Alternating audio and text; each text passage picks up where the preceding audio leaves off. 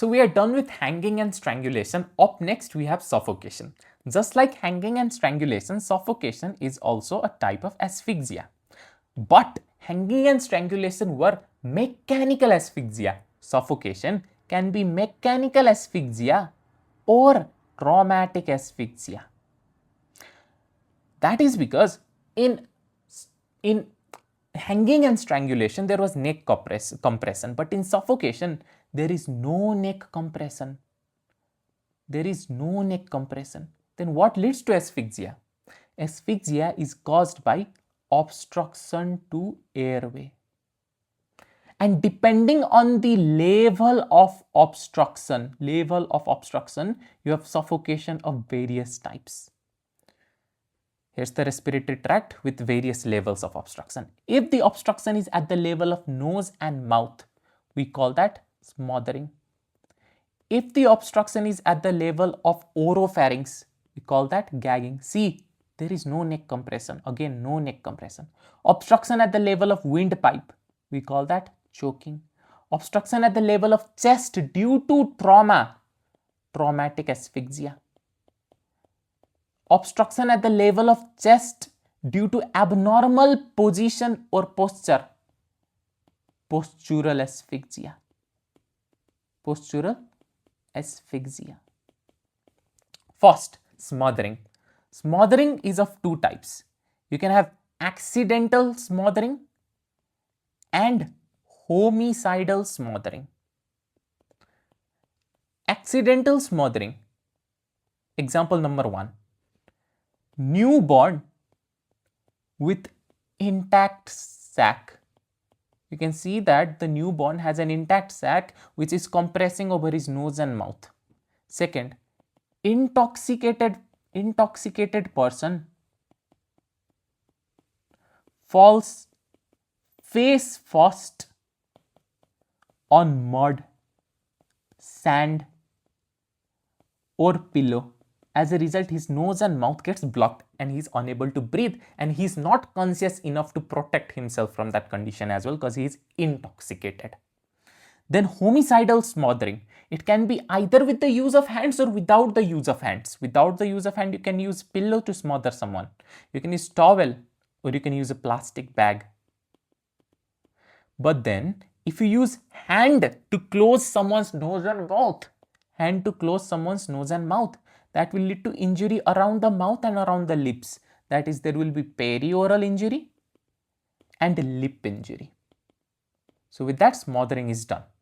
Then at the level of oropharynx, you have gagging, where a gag is stuffed in mouth. And this gag eventually goes behind and blocks the oropharynx and nasopharynx, leading to asphyxia. Choking. This is when there is accidental entry of foreign body in windpipe. As a result, we get an emergency condition where the person who is choking is unable to breathe, unable to talk, and you'll find the choking person to be holding his neck with both his hands like this. And when you get that, when you see that the person is choking, you perform Heimlich maneuver. Then traumatic asphyxia. In traumatic asphyxia, what happens? Either building collapses over your body, or people run over your body like in stampede, or a small baby is entrapped in between bed and the wall accidentally, referred to as wedging. In all these three cases, what is happening? Collapse, stampede, wedging. The chest is mechanically fixed.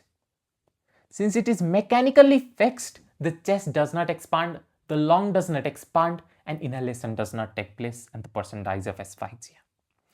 In traumatic asphyxia, above the level of obstruction, you get a face, right, that has congestion or ecchymosis. And since it seems as if the victim is wearing a mask of ecchymosis, so we call this mask ecchymosis. The reason being, when there is trauma over the chest, there is compression over the chest, sudden compression over the chest. This pressurizes the superior vena cava, and the blood from the superior vena cava returns back to head and neck. And there is increased pressure in the capillaries they burst, and the blood pools out, and which leads to congestion of head and neck above the level of obstruction, and gives up that mask ecchymosis or mask ecchymotic.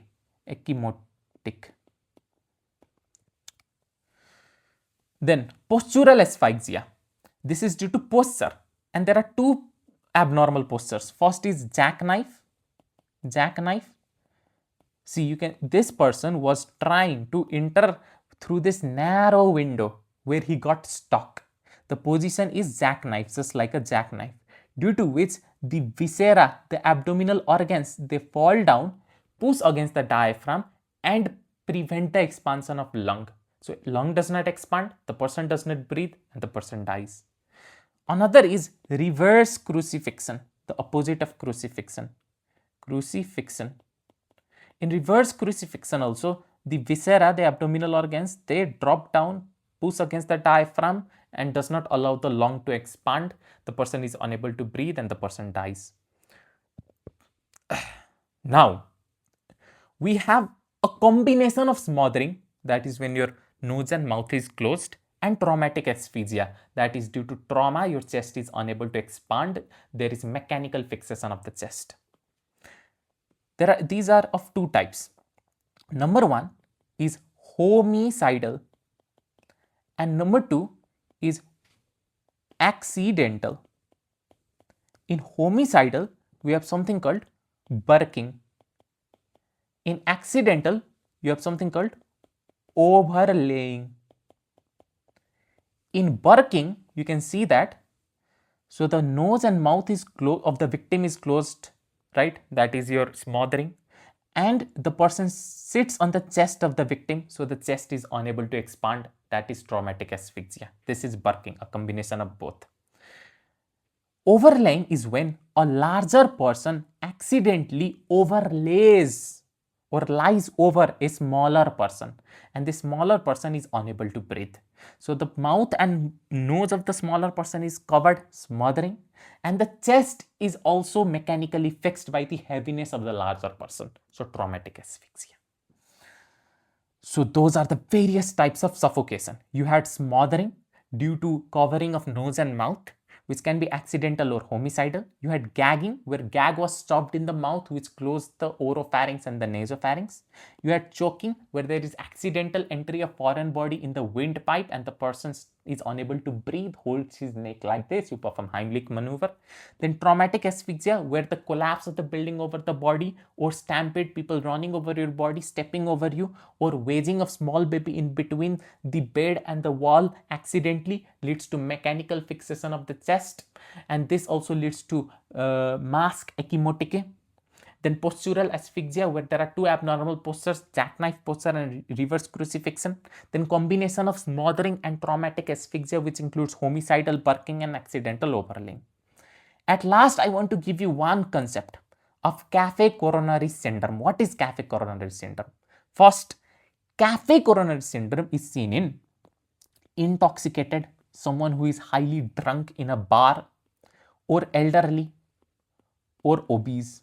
Because in these three types of people, there is reduced gag reflex. So let's say foreign body aspirates in windpipe. What will happen? There is going to be suffocation. But since there is reduced gag reflex, there is no signs of choking. There is no signs of choking. As a result, the person dies suddenly. There is sudden death, and the death is due to, since there is food in the windpipe, and the windpipe has the recurrent laryngeal nerve. The food irritates the recurrent laryngeal nerve, which in turn irritates the vagal nerve, and this leads to vagal inhibition of heart. So you'll find an elderly who has died all of a sudden, and it seems as if he has died of myocardial infarction. But in actuality, it is not myocardial infarction. It is due to suffocation due to foreign body aspirated in the windpipe. That is why the name cafe coronary. The coronary is a misnomer. There is nothing to do with the coronary artery. The elderly has died due to suffocation. Cafe coronary syndrome, the same thing in pediatrics, is referred to as Kress coronary syndrome. And with that, we are done with suffocation as well.